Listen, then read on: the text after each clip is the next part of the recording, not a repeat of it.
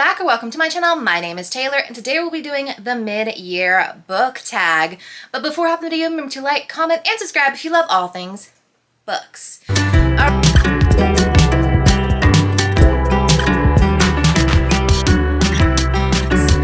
Alright, so I am filming this on July 12th, so we're a little bit past the end of June, so not quite mid-year. I do believe at the end of the month of June I had read 43 books. As of right now, we are 47 books because I have been rereading all of Heartstopper, so I've had a pretty good quantity book month for July. But as of July 12th, this is where our stats currently stand.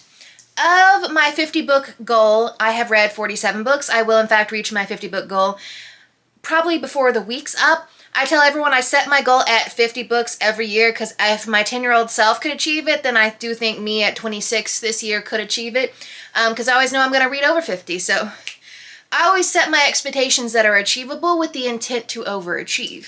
Of my reading moods, it says that my top 3 reading moods have been emotional reads, fair, lighthearted, I don't tend to read sad books, we know this, and then funny, I like me a good comedy.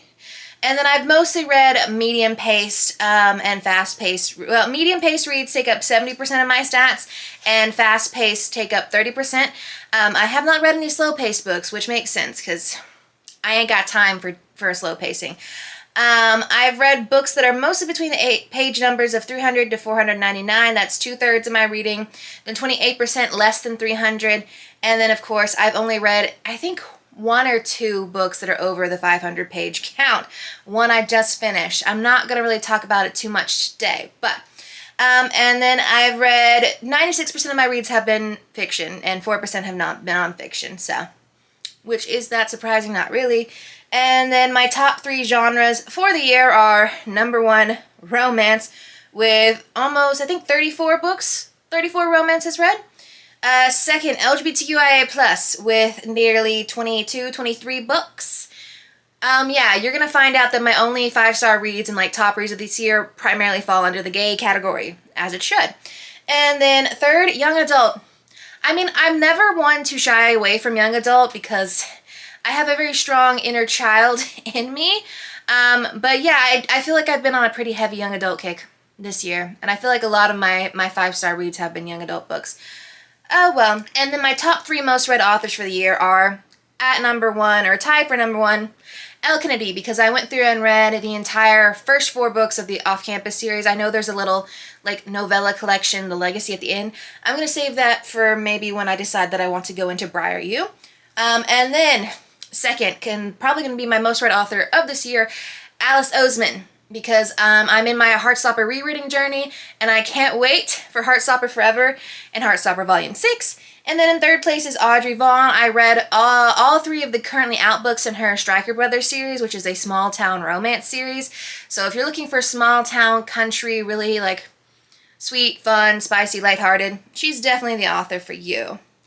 And then as of right now, my page count for the year is 15,967, with my best reading month of the year being May, and my worst reading month of the year being April. How funny. And then I have an average rating of 4.17 stars. Now that has been bumped up in the last 2 weeks because as I'm rereading Heartstopper, my 5-star Heartstopper reads, which I pretty much gave the entire series 5-star, is heavily bumping that up. But that's where we are standing on stats for the year. So I don't know who originally created this tag. I know it's been kicking around on BookTube for many years, so if you know who created it, you can leave in the comments down below. But I have basically most of the bones of the original questions and then some things that I have added in there. I feel like we all do that. But let's go ahead and hop into all of our questions for the mid-year freakout. First up, the question on everyone's mind, what is the best book you have read this year so far? Now, I've actually had this year probably the least amount of 5 stars that I've had up to this point in previous years, and all of them have been queer reads, and only one of them was an adult read, but I think of the 4 that I was mulling over. I think Sunday Morning by Akweke Emeze is my favorite book of the year so far, which is interesting because this was my first 5-star read of the year. It did make an impact. Yeah, I discovered Akweke Emeze this year. This is their romantasy debut, and it is a standalone. And we are following Galilee Kincaid, who is the adopted daughter of the Kincaid women, who are these very powerful, magical women who live off-site. Men are only allowed on there for a brief time, basically for mating. Only women are living on this compound, and they all have magical abilities. But ever since Galilee was a young little child, all the women have noticed that Galilee has a little more power than the rest of them. And it's kind of left Galilee feeling like an outcast her entire life. So she decides to move off the compound into the big city when she is 25, I think. And when she's in the big city, she runs into friends, and one night they are trying to sneak in to see this very famous, like, historical death mask. Only problem is the guard at the gate says you can't get in, but Galilee makes a deal with him of, she will dance with him or give him a singular dance if he allows her friends to go in. And the only problem is Galilee just didn't realize that she just made a deal with the devil, Lucifer himself, and Lucifer slowly turns out that Galilee might have the power to affect the devil, which she shouldn't. So that leads to a clashing between the Galilee's family, the Kincaids, the devil, and his, princes, and, heaven itself. And lots of love. This is a very spicy, polyamorous sort of situation going on, because we also have the character of Leviathan. It's fun. It definitely will say, I've heard someone describe this as Bible fan fiction, which isn't incorrect. But if you don't know anything about the Bible, I think you can still read it.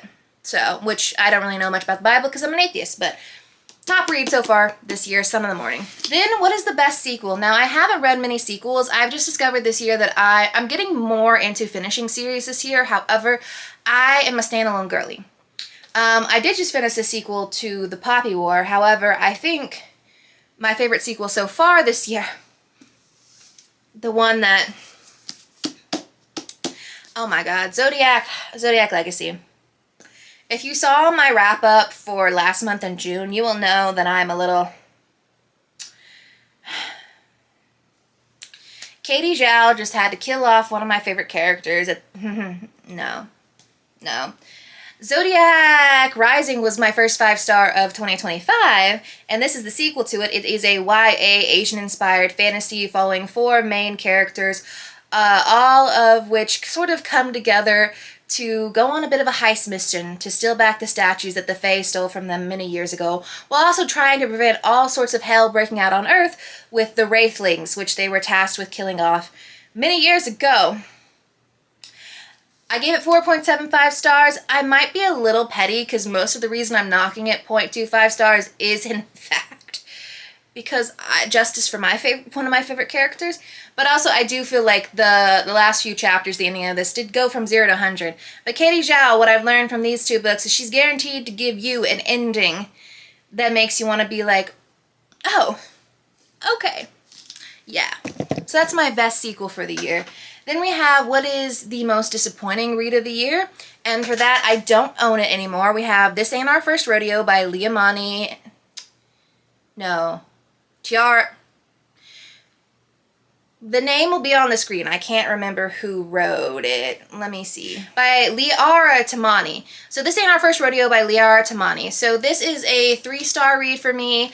I think when I saw this book in store, I picked it. This is a case of I bought it for the cover. I saw it all over my For You page. People were praising the cover. I know it's got picked up for a TV show. And maybe the TV show adaptation will address some of the issues I found in this book. However, this book definitely read more like a YA Christian romance fiction novel, which isn't up my vibe because, again, I'm an atheist. So we are following our 2 leads. What are their names? Josie and Sean. We're following Josie and Sean. They are 15 and 16 respectively when they first meet at the rodeo carnival many years ago. The way they meet is Josie snuck out to go to the carnival because her parents didn't want her to be out on her own, and Josie is basically getting assaulted by a terrible guy, and Sean breaks it up. He's her savior. They have one little magical night Only problem is Josie's parents step in and kind of just brush Sean off, and then they don't see each other for 3 years. But fast forward 3 years later, Josie's back. Josie and Sean are back in the same place, the rodeo carnival, and they strike up a romance trying to figure out the different things going on, while Josie's also trying to save her family farm, and Sean's dealing with the fact that he may or may not want to be a bull rider, and his father or stepfather or whatever is not the best guy, he's starting to realize. Yeah.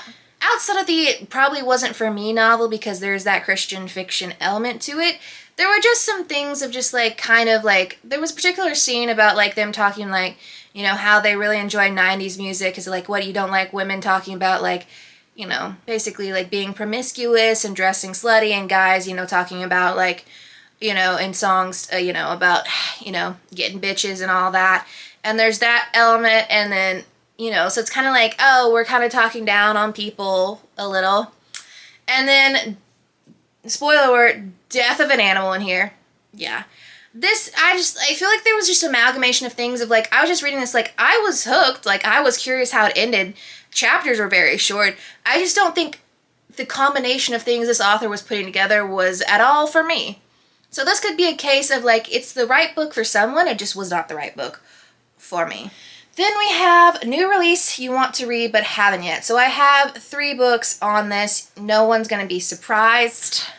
So the stack I have here is an immaculate set of romances, if I do say myself. First up, Heartstopper Volume 6 is in fact in my hands. Now, you're looking at me like, Taylor, why didn't you read that as soon as you bought it? That's because I am determined to reread all of Heartstopper before I go into this.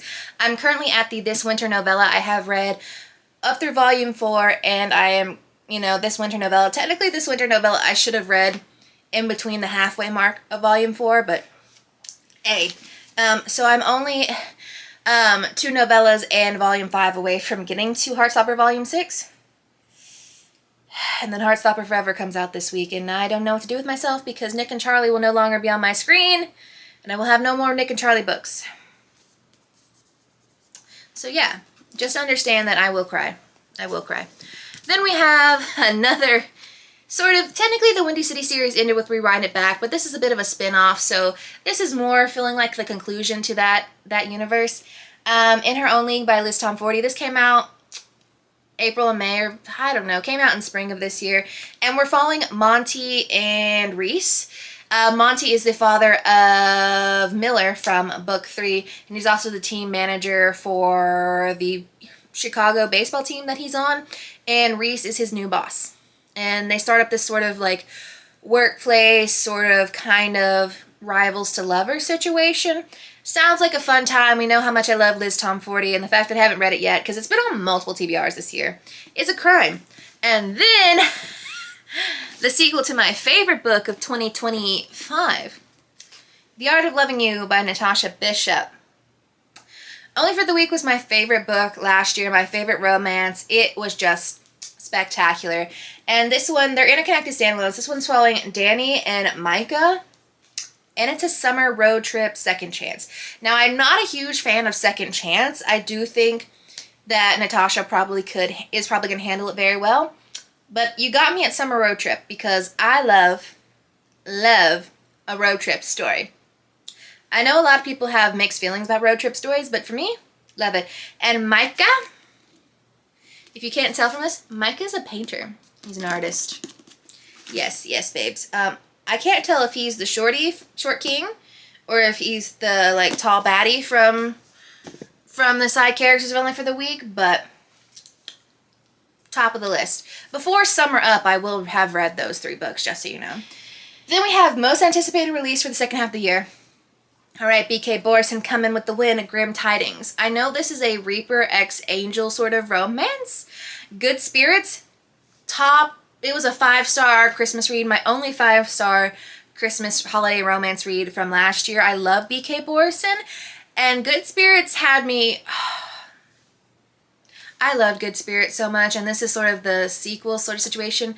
I don't know if it's going to be more of a Halloween-esque read, if it's going to be more towards the holiday romance read, but you know me. As soon as the holiday season kicks up, December 1st, there's nothing my brain wants to consume more than holiday read, which is funny because the actual day of Christmas I don't care that much about, but I do love the fanfare of the holidays. So, Grim Tidings by B.K. Borison, because if it's anything like Good Spirits, I'm going to be having a great time. Then we have our biggest surprise for the year. Now, surprise can go both good and bad. So here's the thing. I went with a bad surprise, even though it was... I'm not going to rant too much about it because I ranted in my June reading wrap-up. But the biggest surprise of the year was Every Summer After by Carly Fortune. I obviously read it because the show adaptation was coming out. I read Every Summer After and One Golden Summer.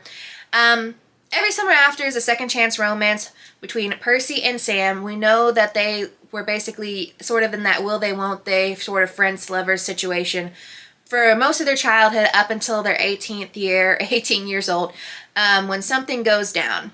And we know Percy's been harboring some guilt around this situation for many years. And now it's 12 years later after the big breakup. They haven't spoken, but Sam's mother just passed away and Percy was invited back to town by Sam's brother Charlie to be at the funeral. And of course, they reignite the flame they had / looking for closure for what they once had. I'm just going to say I sort of had an idea of what was coming in that third act breakup, what happened situation. And up until that 75 to 85% mark, I was loving it. I was ready to be like 5 stars. And then everything that unfolded in that just pissed me off so much. It made me dislike Sam as a character way more than I ever thought it would. I do think Sam in the show I like more than Sam in the book, which I feel like is an unpopular opinion. But yeah, no. So it went from probably a 5-star to a 3.5 star. One Golden Summer, the sequel, I did enjoy more. I definitely think Charlie is the brother I would choose. However, I do think I probably would have preferred One Golden Summer had I not just been coming fresh off of the anger that was every summer after. And also all I can conclude is that this book only illustrated the fact that the women got therapy. Percy managed to go into therapy, but these 2 boys, they needed it heavily, and neither of them seemed to seek it out. Okay, then our new favorite author. So this is a new to me author. Is it a surprise to anyone? It's Akwaeke Emezi. What can I say? Now, I've only read their romantasy and their adult romance. I know they have dipped into other genres.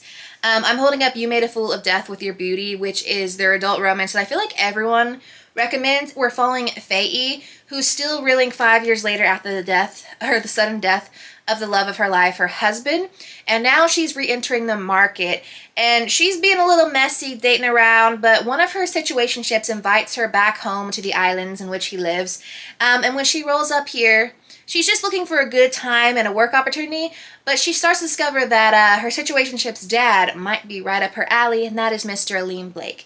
We have a buy-for-buy, very heartwarming, very messy romance that takes place age gap.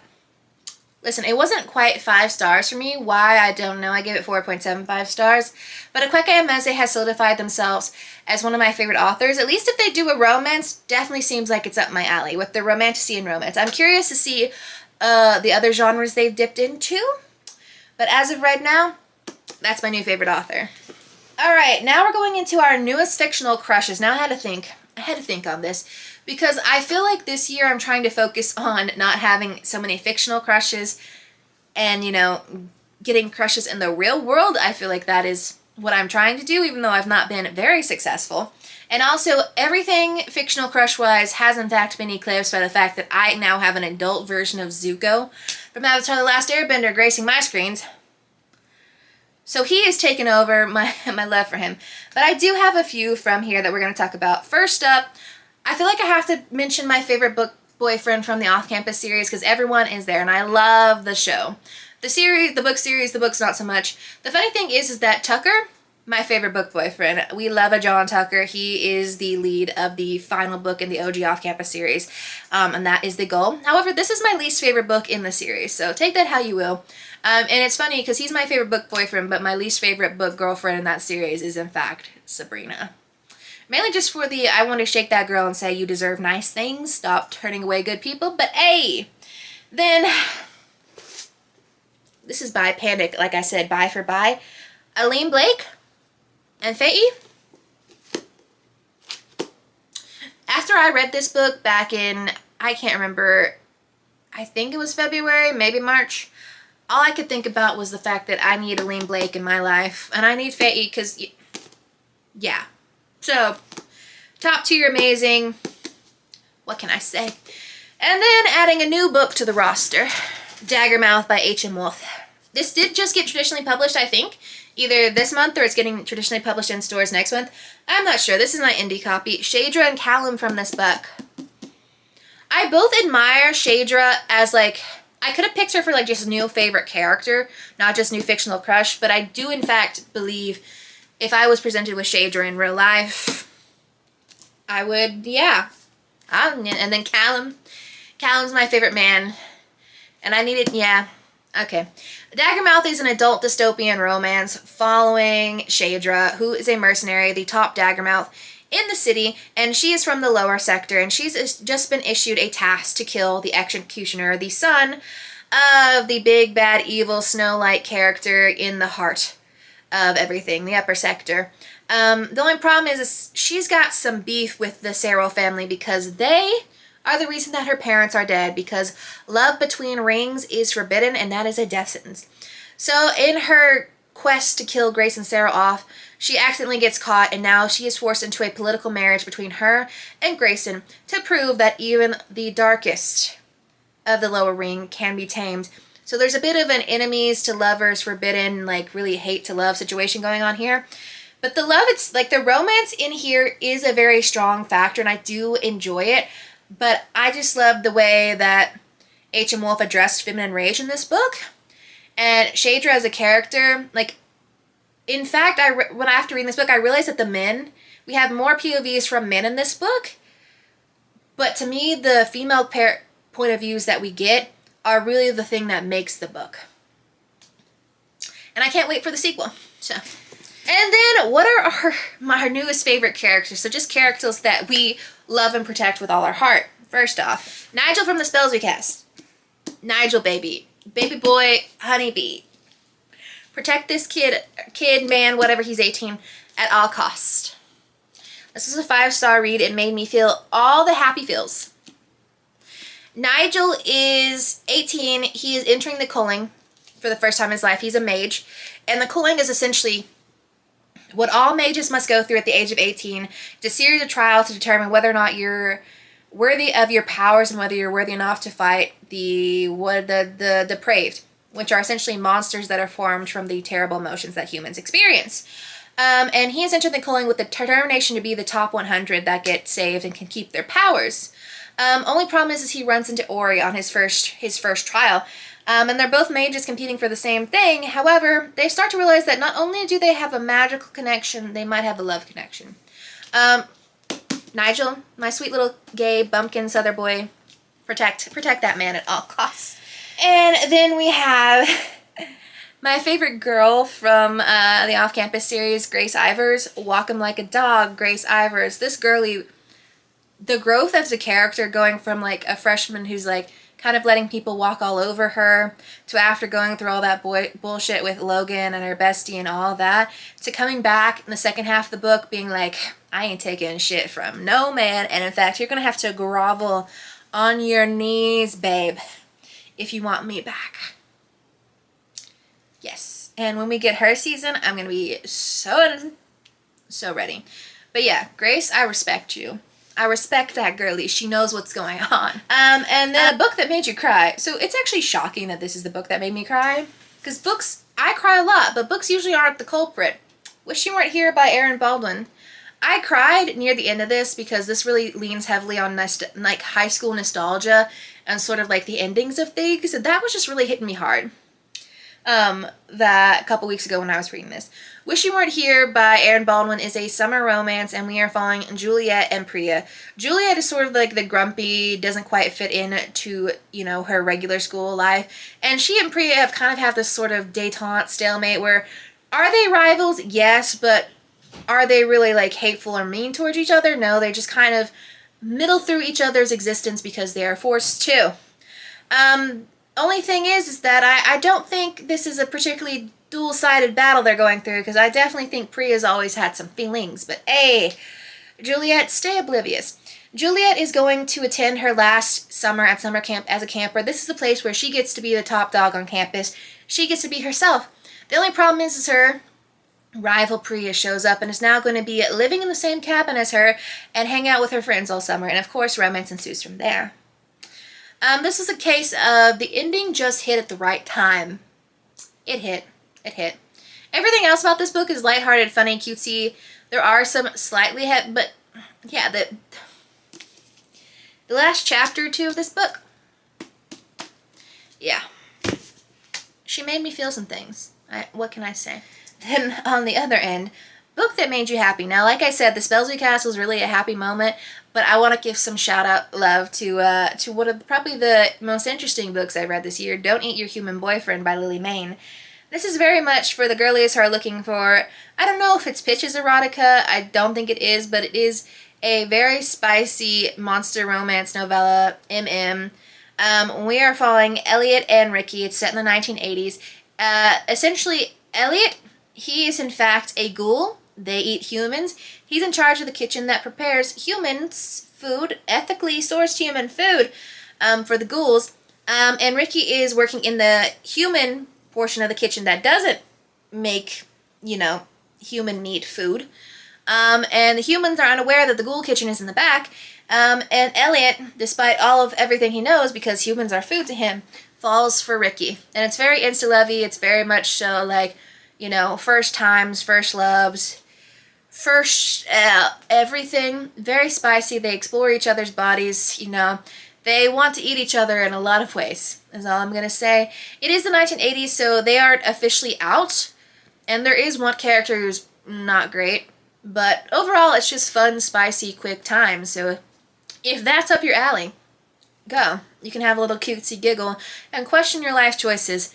But hey, I never said that I didn't love monster romance. In fact, I've said that I too quite enjoy it. Then we have the most beautiful book you bought this year, which is kind of a sad purchase. And actually, I'm pretty sure this was a gift that my brother got me for my birthday. To Cage a Wild Bird by Brookfast. I'm pretty sure I got this year. I feel like it was this year. This is an adult dystopian romance, and now I've sung the praises of Daggermouth. However, I didn't DNFing this book.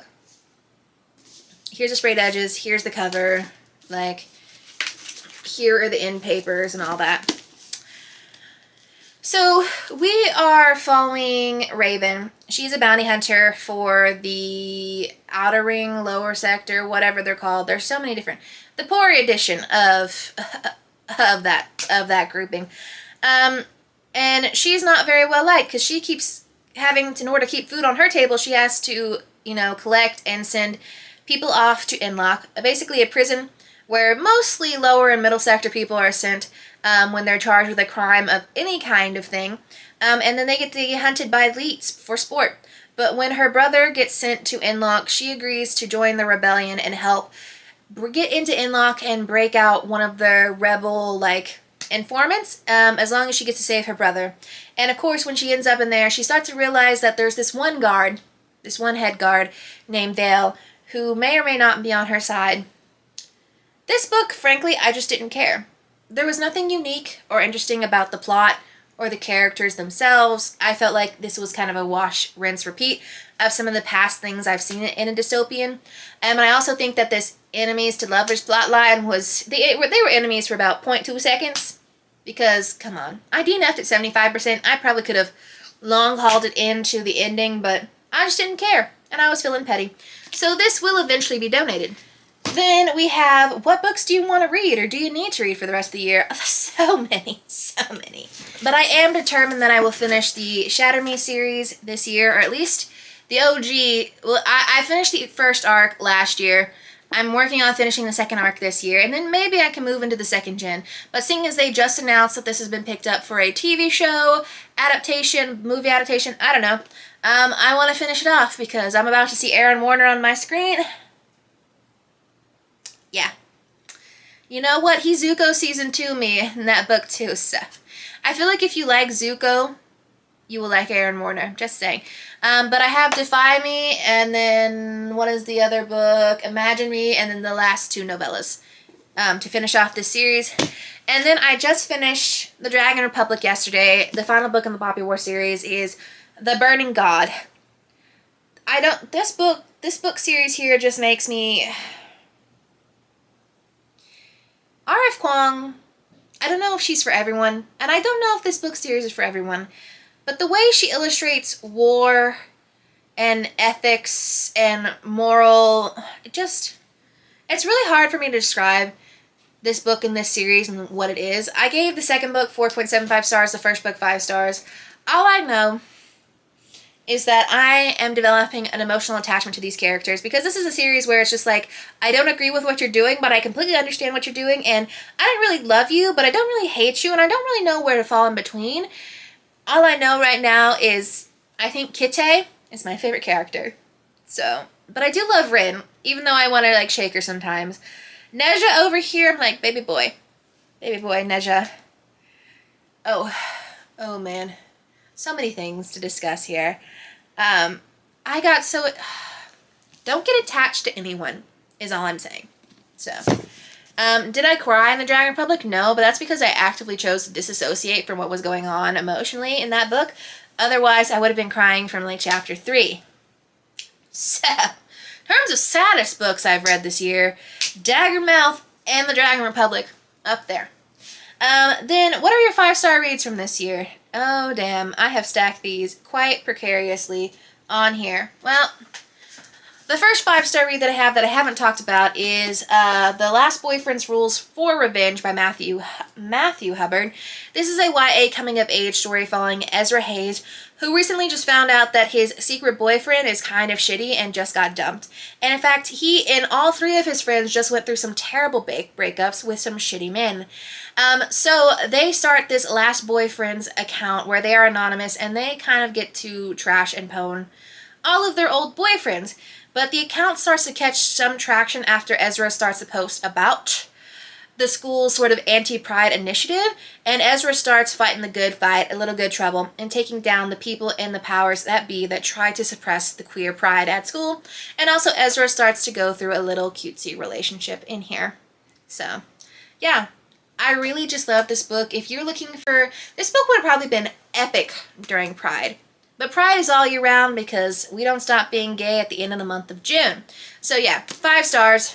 Then of course we have my first one, Sun in the Morning by Akweke Emeze. 5 stars, adult romantasy. And then we have the most recent 5-star read, which was Wish You Weren't Here by Aaron Baldwin. YA, sapphic, summer, camp, romance. And then The Spells We Cast by Jason June. No One's to Talk. The Jason June gave me another 5-star. It is a YA queer romantasy rom-com situation, and it's the first book in a duology. Those are my 5 stars from the year. And then we have a book you enjoyed with mixed reviews. This is the second book I finished this year, and I gave it 4.5 stars, Masters of Death by Olivia Blake. Listen, I feel like Olivia Blake's writing is kind of like R.F. Kuang's writing. You either love it or you hate it, or it's just kind of not for you. This is her probably least liked and lowest rated book as far as I can tell. Essentially, the thing is you are following Fox. He is the godson of death, and he's managed to evade dying for these past 200 plus years. And he's been faking it all while pretending to be a medium when he's not. He's really just a human that death really likes, I guess.